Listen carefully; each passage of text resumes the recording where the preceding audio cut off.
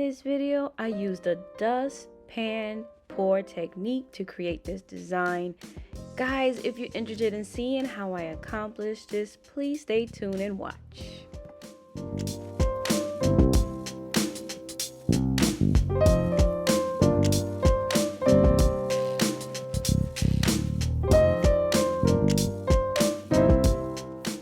Hello, good night, good morning, good day. I am Natasha, and in this video, you guys, I am showing you the DustPan Pour technique for soap. This is a technique that is done by acrylic painters, where they take a dustpan, yes, a dustpan, and they pour color into it, and they actually make beautiful designs using the dustpan. So for the Soap Challenge Club challenge, we had to use a dustpan, you guys. Yep, so I went in my kitchen, I got some Brillo, I cleaned off all that dirt. No, I'm kidding. I'm kidding, guys. I purchased a new dustpan to create this design.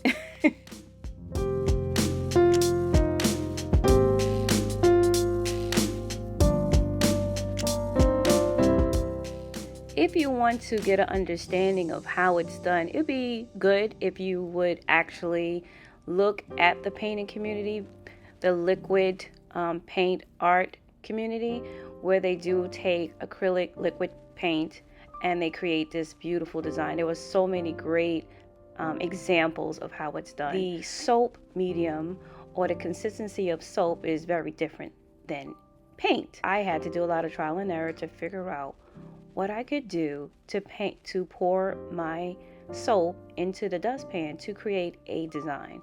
Now, some people, they were actually creating pictures and pouring it.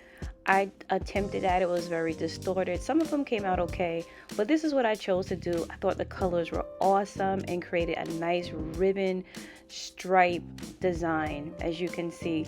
Now, if you look at the consistency of the soap batter, it's very liquidy. It's probably at light trace, approaching medium, and that actually worked very well for the design that I was creating for my soap loaf. You're going to see in this final pour that I'm about to do, I got the best pour for this particular soap loaf, because you guys, in this video, I did 2 soap loaves. That's right, I did two. So you guys can see me attempt this process twice.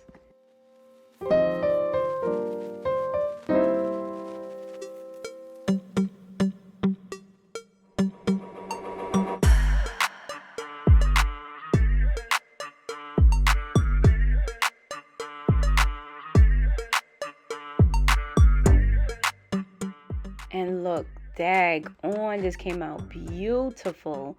Beautiful, the way the colors separate, the way the gold is glistening. But unfortunately, I tried to improve this ribbon design and ended up pouring over it, and it came out more like marble. This still is really nice, but I decided I wanted to attempt this again. Now, the paper, the white paper that you see in this soap mode, is me elevating the base of the soap loaf, because I didn't want to have such a deep layer of soap, because I didn't want it to be really, really thick. So I put some old soap at the bottom that I'm not using, and I layered it with trying to remember if I used I forgot the name of the wrap paper that I used. I'll list it. And then I covered it, and then I decided to pour the soap over it. It actually worked very, very well.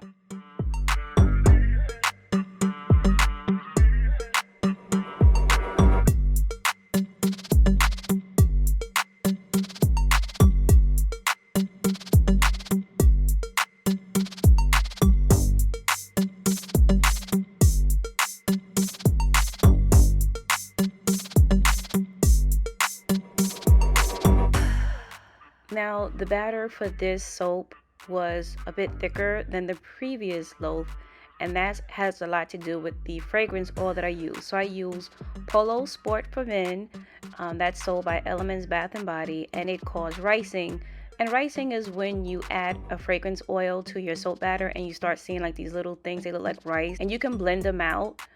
But because I saw that in the first loaf, I blended this one a little more than normal than I did the first loaf, so that's why you see this batter is a bit thicker.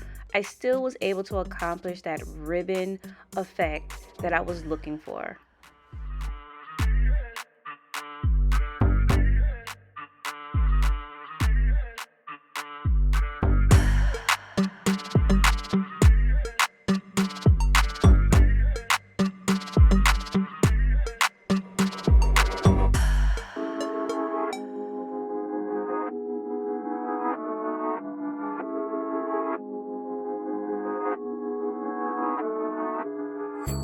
Look at that ribbon effect. That's exactly what I was going for. I was a little annoyed at the fact that I couldn't get it going straight from one corner to the other corner, but I was not going to touch it. I wasn't going to touch it. So I left it alone. Leave it alone. Leave it alone. Don't touch. No. So I left it alone and dealt with it. But look at those ribbons. Look at the gold, how it's just glistening. It looks like a gold riverbed. Like, it just looks beautiful.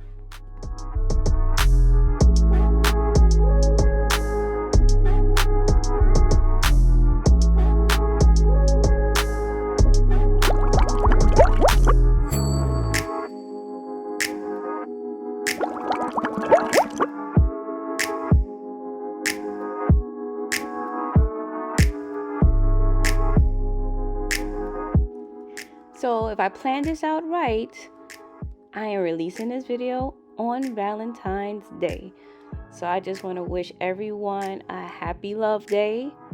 Love yourself. Love your friends. Love your pets.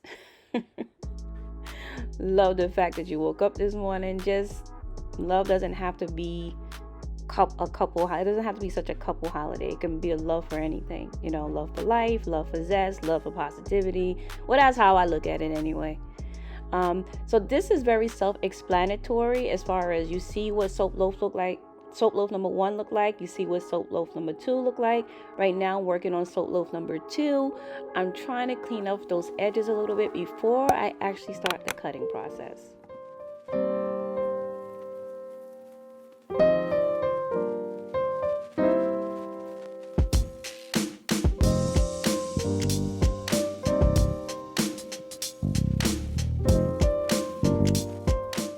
Now, I released previous love videos, as I like to call them, love soap videos, and they were more geared, more feminine. I thought that this would be a great soap for a gentleman or someone who liked masculine scents.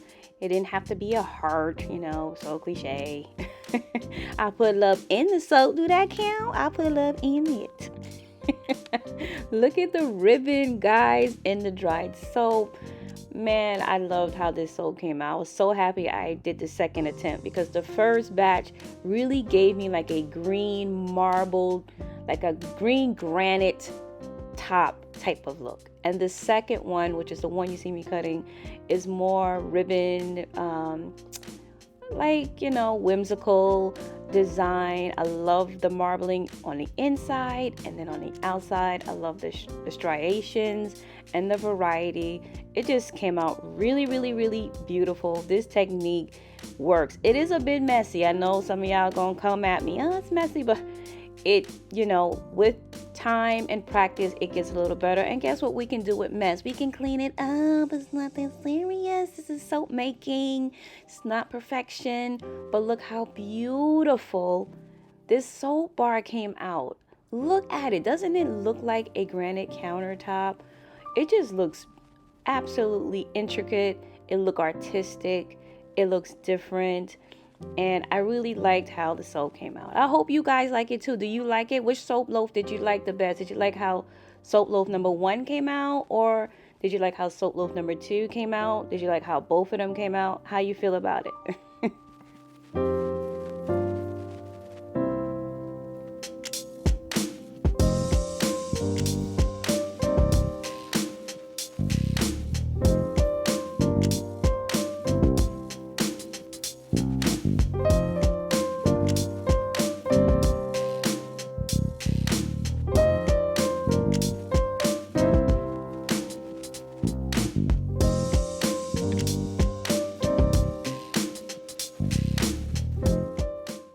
Now, I know some of you might be wondering, why didn't I just use a smaller dustpan? Well, I did purchase these cute little keyboard dustpans, you know, for like your desk and everything.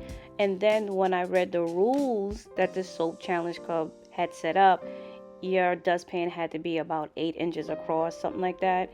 So we had to be challenged with the larger dustpan, which was fine because, as you can see, I was still able to create something that was really beautiful. But maybe in the future, if I decide to create or attempt this dustpan pour technique again, I will probably try maybe the smaller ones and see if I can get a more intricate, detailed type of design. But I think the large one worked out well. I was able to control some of the mess in the second pour. If you look back, the first pour, I was just like, look, we gonna try to get this together.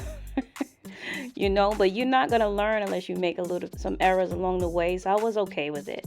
Look at that ribbon. Oh my goodness, this soap is nice. This soap is nice. I don't care. This soap is nice. It came out nice, gentlemen. You know, let's go. And it smells great. It does smell like Polo Sport. It's just not too strong though. But look how beautiful this came out.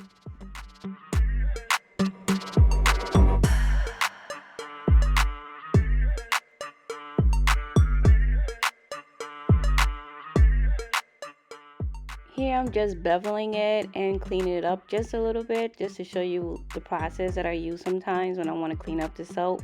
And I just thought it came out really, really nice to make the soap more polished.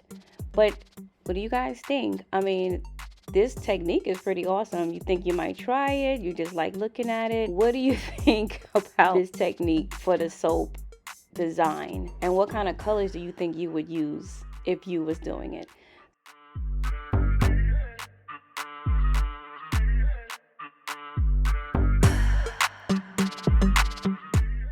Check this video out if you want to see more creative designs.